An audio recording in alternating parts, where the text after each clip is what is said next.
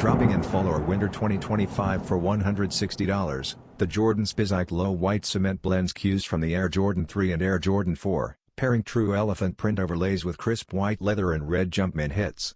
Long a sleeper in Jordan Brand's hybrid lineup, the Spizike Low has quietly earned loyal fans, with certain drops selling out.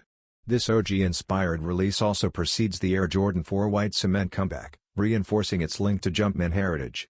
Whether appreciated as a Spike Lee tribute or as a versatile everyday option, the pair bridges retro flair with modern wearability.